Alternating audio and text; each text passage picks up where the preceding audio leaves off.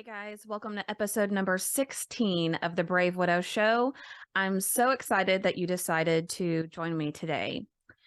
Now, have you ever wondered why grief hurts so much, or why we can feel like we're adapting to the new way of life?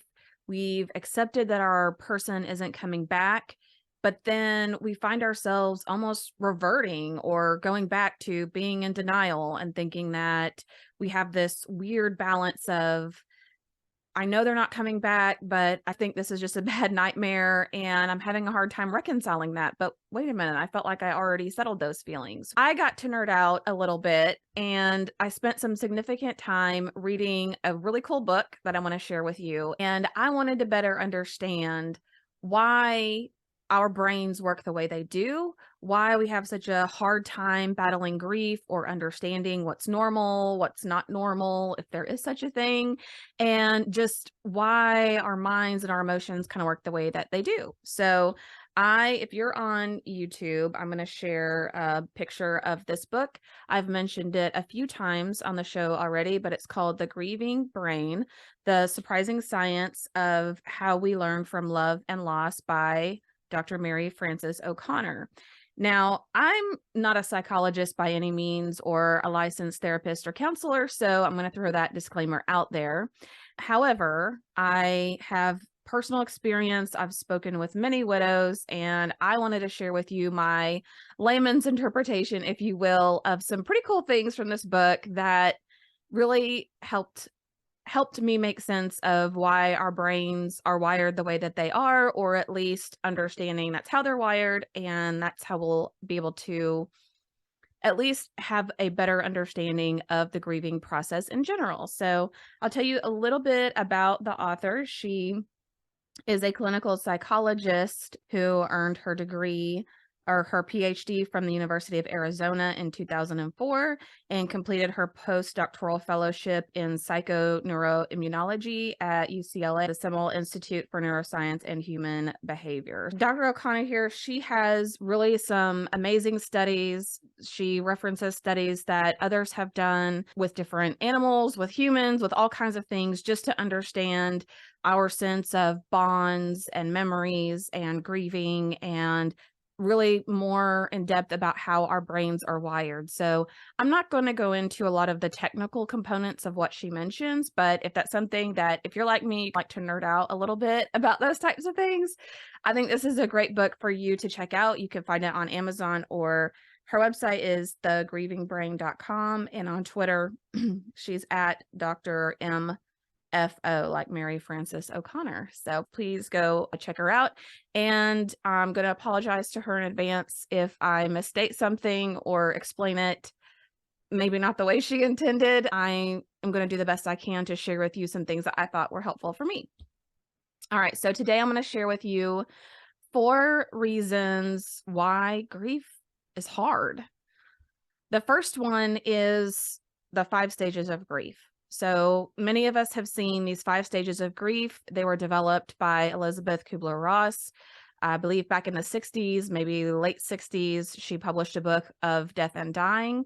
And if you haven't heard of the 5 stages of grief, this is a fairly common thing. You can Google it. You'll find all kinds of infographics and posters and flyers and information of the 5 stages of grief. And they are: 1 is denial, 2 is anger, 3 is bargaining, 4 is depression, and 5 is acceptance.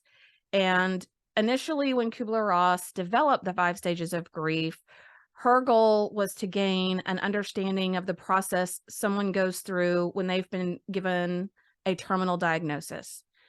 So we've had some guests on the show, their spouse received a terminal diagnosis and they're in anticipatory grief. And obviously their spouse is grieving as well for the finality of their life and the diagnosis that they received.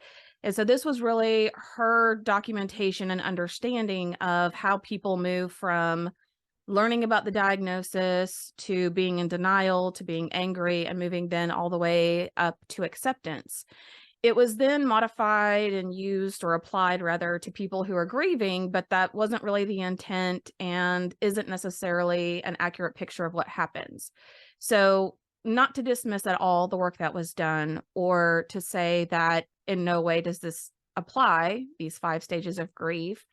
But there are some challenges with having the perception that's the journey of grief that we need to be on.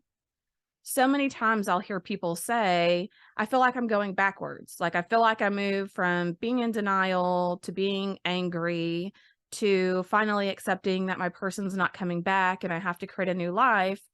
But then I find myself getting angry again or depressed or like I'm reverting back in these 5 stages of grief. And the challenge is that there is no perfect timeline for grief and for grieving.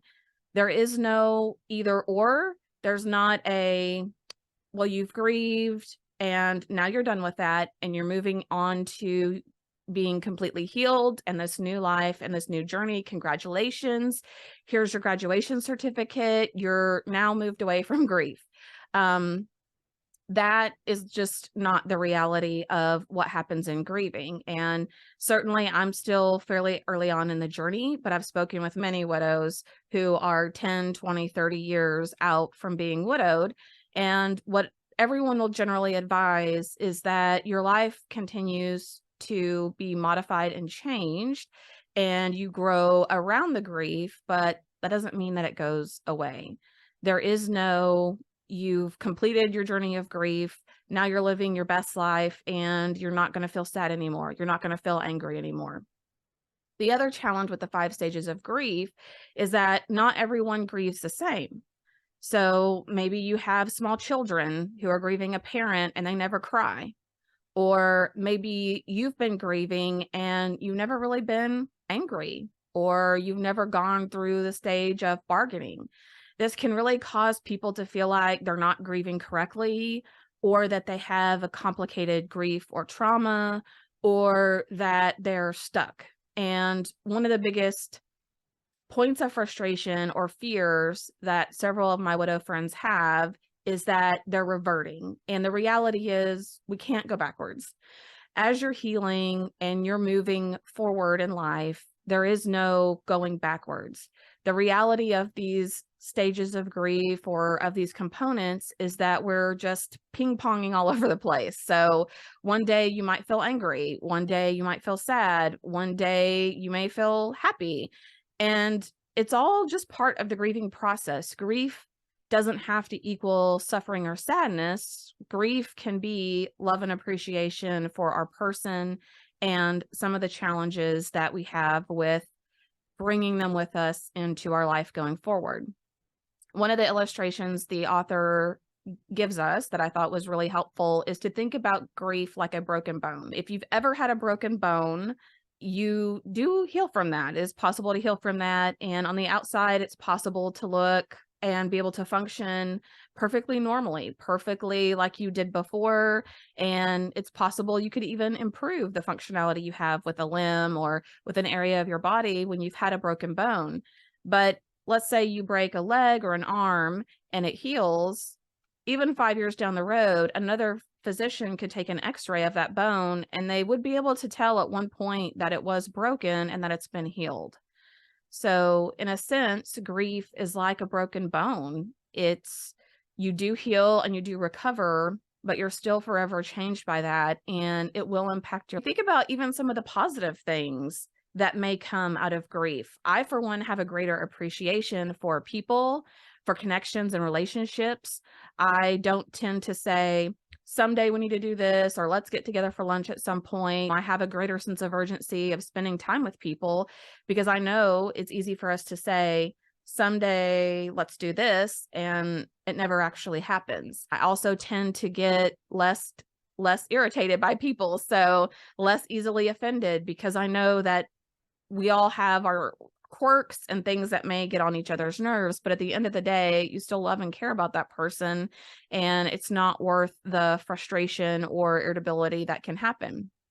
So this is one of the reasons why grief is painful, is just our understanding, or rather lack of understanding, what it means to grieve, what to expect when a person that we love so intimately passes on or dies, and what the healing journey looks like. We're really, as a culture, just not educated on that and don't talk about it nearly enough.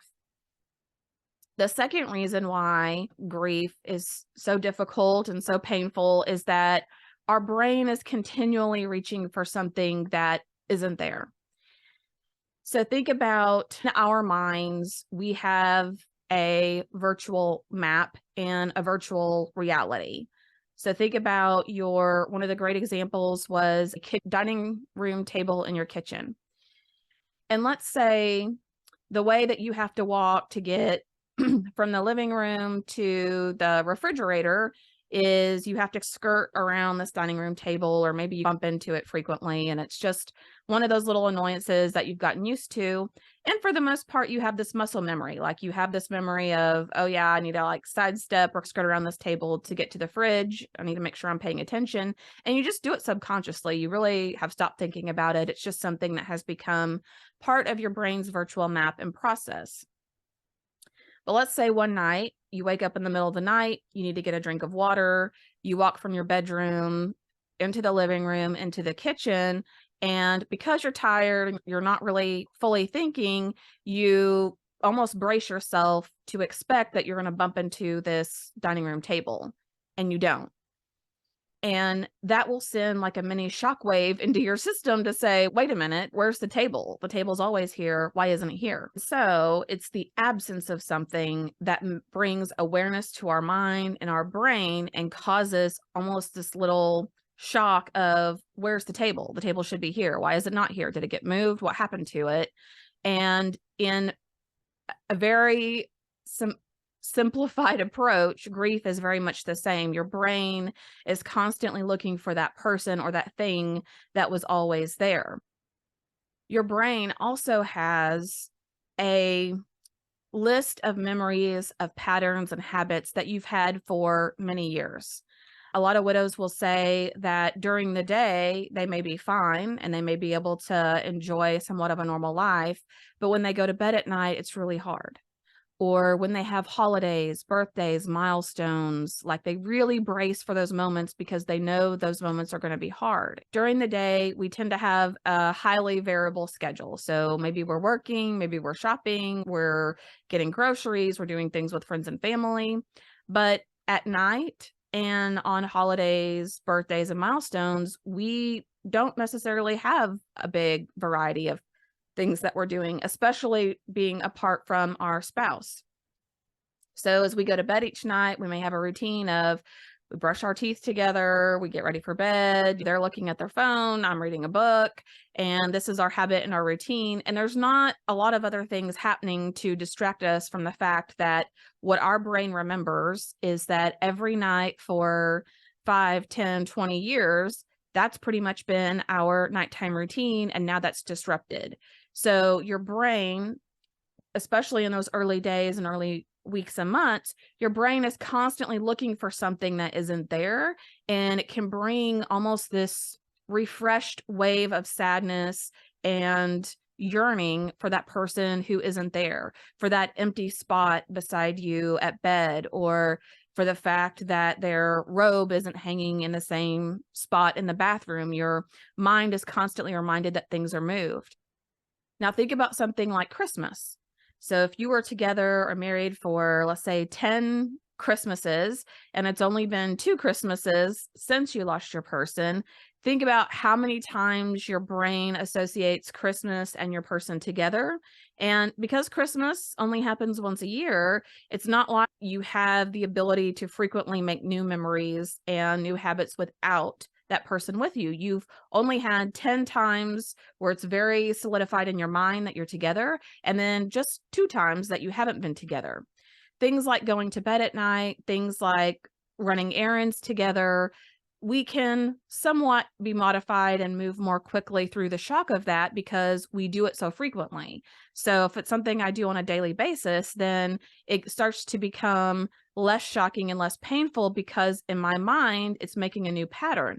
My mind is learning that now when I go to bed, I'm not looking for anyone to be in the bed next to me. I know that now it's been 30 nights, 60 nights, 365 nights that I no longer look for that person because this new pattern doesn't include them. Sometimes those more routine, mundane tasks are easier to move through than the bigger ones just because you've gotten more reps in. You've had more exposure to that on a normalized basis versus these other incidents that are more difficult because they don't really come around that often. And your brain still has that very strong association between the milestone and the person who would be there with you.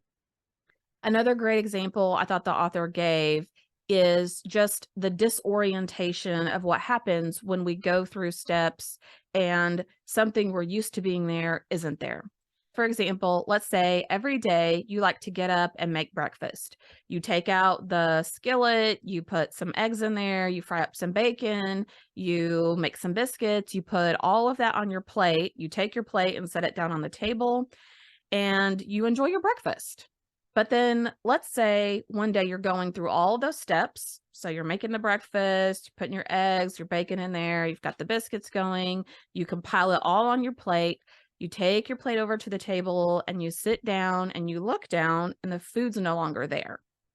That can be very disorienting. And of course, it would be very disorienting, but it's a simplified example again of how as we're living life, we're following the same steps, we're doing the same things, and all of a sudden we can look up or have this disorientation or this shock within our mind of, wait a minute, I don't ever go to the grocery store by myself, or I don't go to church or do these things by myself. Where's my person? What happened?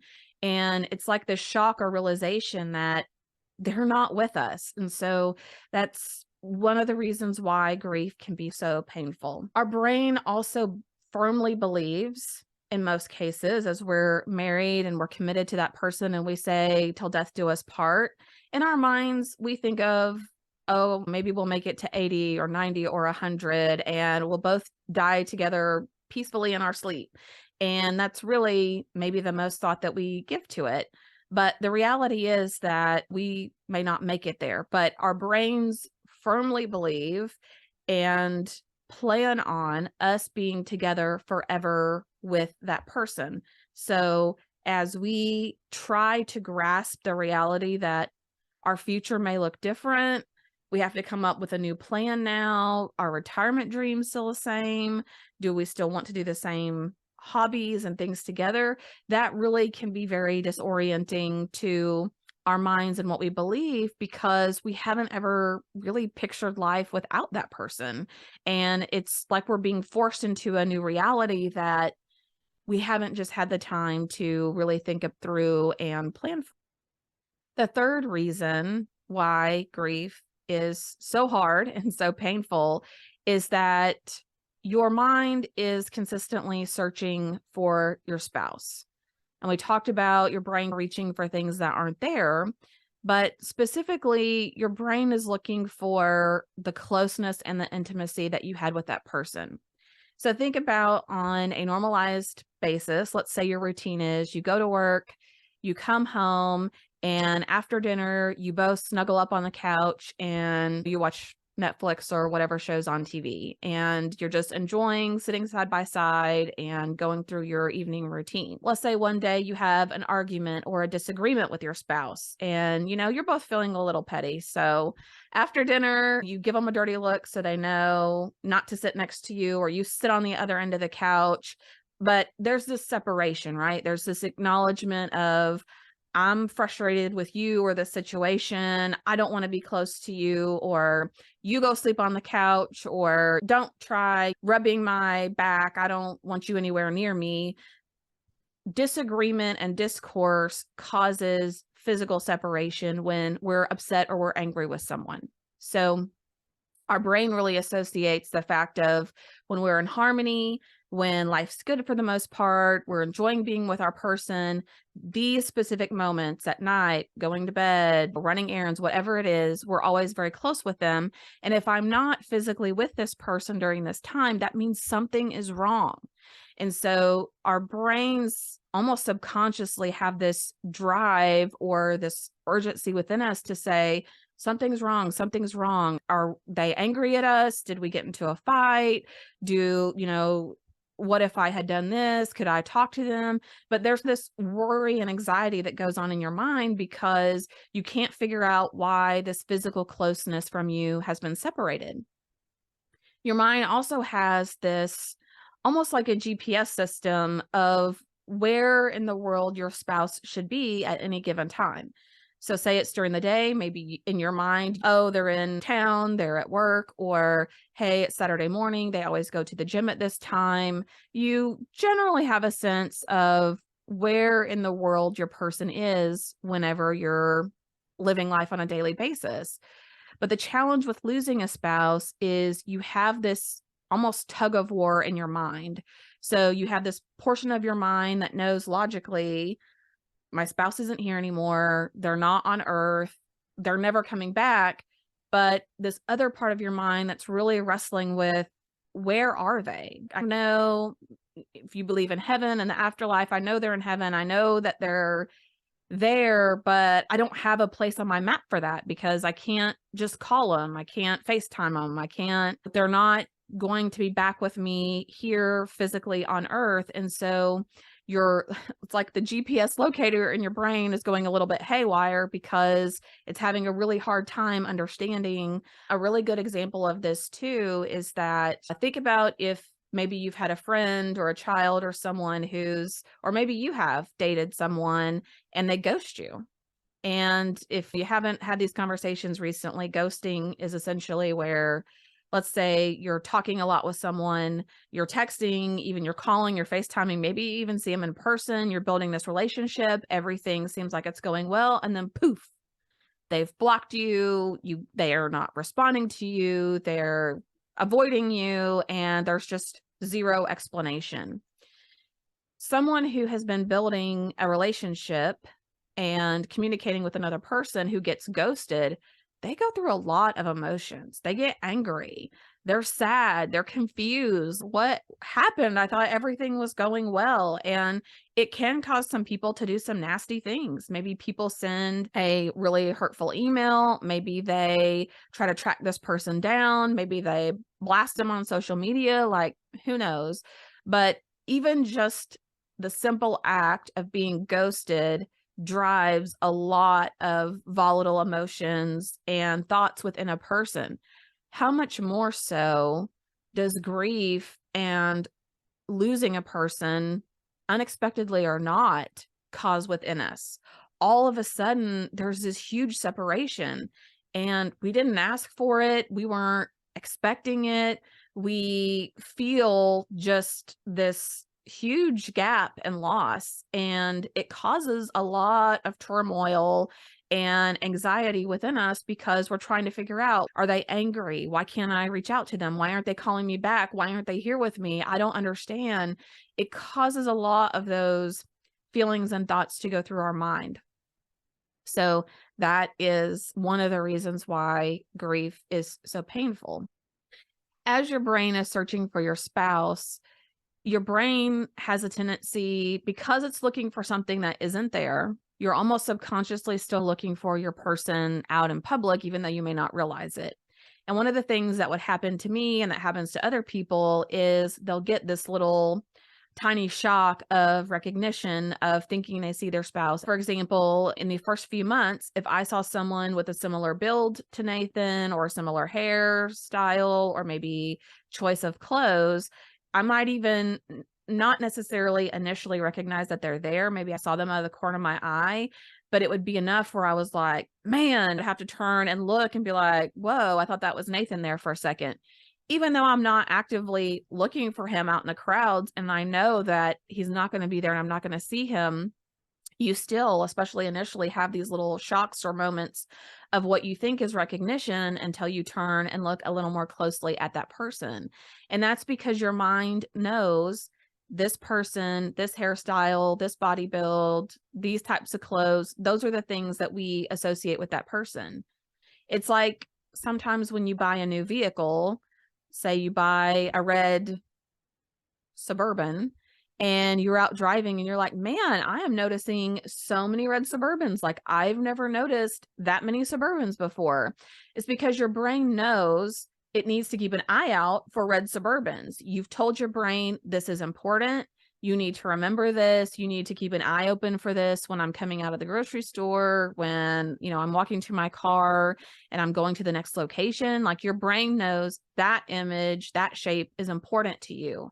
It's the same thing with your spouse. It's keeping an eye out for where that person may be, what they look like. And so it can cause these little shocks to your system, or these little jolts to say, oh, is that my person over there? Oh, no, it's not. And then it can bring on a sense of sadness or just remembrance of what has happened to our person. Widows can also report at times that they may hear things that aren't there.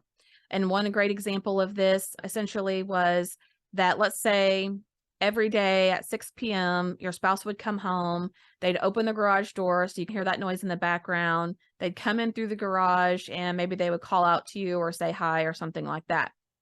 So your brain has associated that a noise that you might hear, first of all, around 6 p.m. at night each night, your brain's somewhat looking for your spouse or your person to make that noise, then that's the indicator that your person is home. And that brings up a reminder or a memory of you being with that person. So it would not be uncommon for around 6 p.m. at night, especially for the first several nights, that you hear a noise or you think you hear the garage door open, when in reality, it's just your brain looking for that, thinking about that, expecting that. And the garage door may not have opened at all, but it may feel very much like you absolutely know for sure that you heard it. It sounded like they were coming home. And that brings on just, again, a whole nother wave of emotion and thought. Number 4 on why grief is so hard and so challenging is insomnia. And whew, this one is brutal. I had insomnia for many months. I may get 2 to 3 hours of sleep. Otherwise, I was fully wired. And what is so weird about it, I think most people don't understand, is that it's not like you're awake, bawling your eyes out the whole time, or it's not like you're awake and only thinking about your person. It's just this very strange, for me, it was this very strange, I'm awake, I'm alert. And I was putting together end tables at 3 a.m. It's just, I got a lot of stuff done having insomnia whenever I could focus, but it's very unsettling. And it almost causes during the day for you to have this fog in your mind, like when you have a newborn and you're having to wake up every 2 or 3 hours to take care of them, and you just feel like you never really get a full night's sleep or a deep sleep.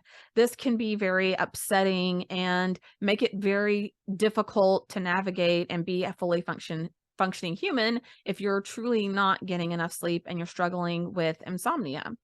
So a couple things to keep in mind with insomnia is that your brain has certain cues, if you will, for when it's time to go to sleep, when it's time to start winding down.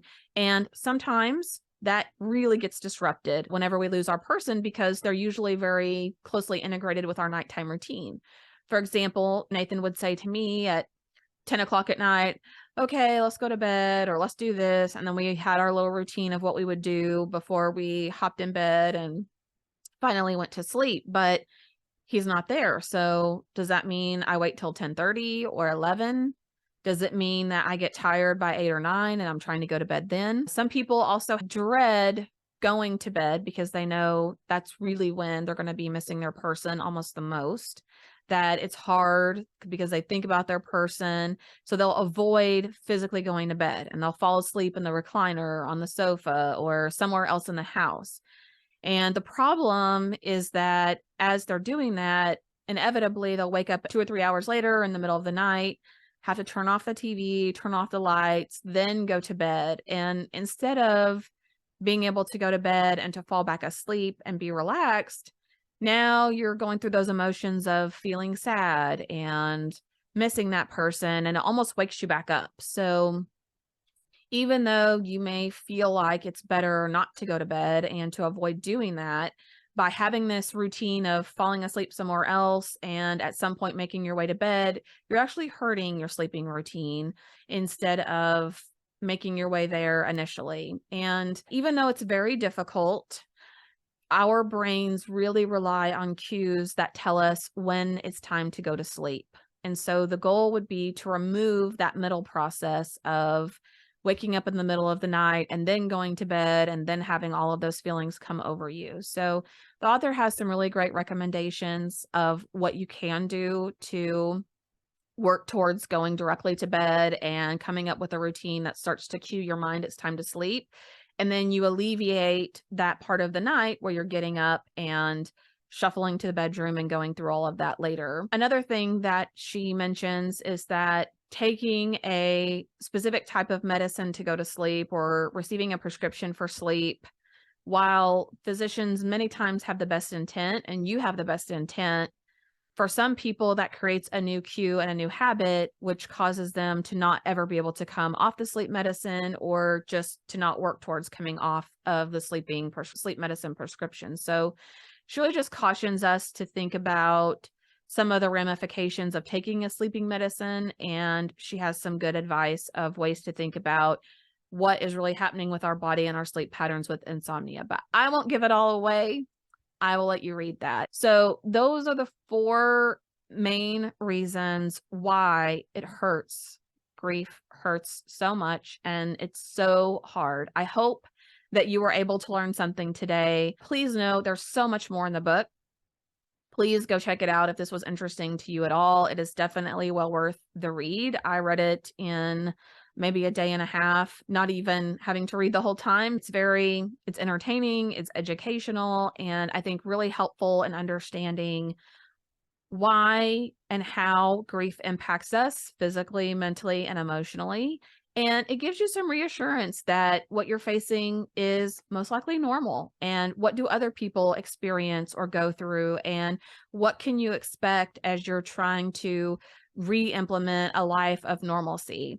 I think it also has some really great points around how you shouldn't feel like you're going backwards in your healing journey, or for you to be aware of what coping mechanisms you may have. Some may be healthy and some may be unhealthy.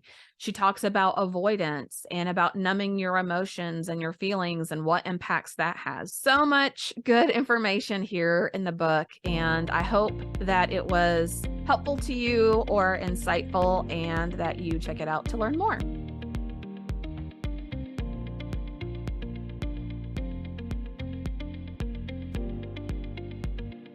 Thank you so much for listening to the Brave Widow podcast. I would love to help you take your next step, whether that's healing your heart, finding hope, or achieving your dreams for the future. Do you need a safe space to connect with other like-minded widows? Do you wish you had how-tos for getting through the next steps in your journey, organizing your life, or moving through grief? What about live calls where you get answers to your burning questions? The Brave Widow membership community is just what you need. Inside, you'll find courses to help guide you, a community of other widows to connect with, live coaching and Q&A calls, and small group coaching where you can work on what matters most to you. Learn how to heal your heart, find hope, reclaim joy, and dream again for the future. It is possible. Head on over to bravewidow.com to learn more.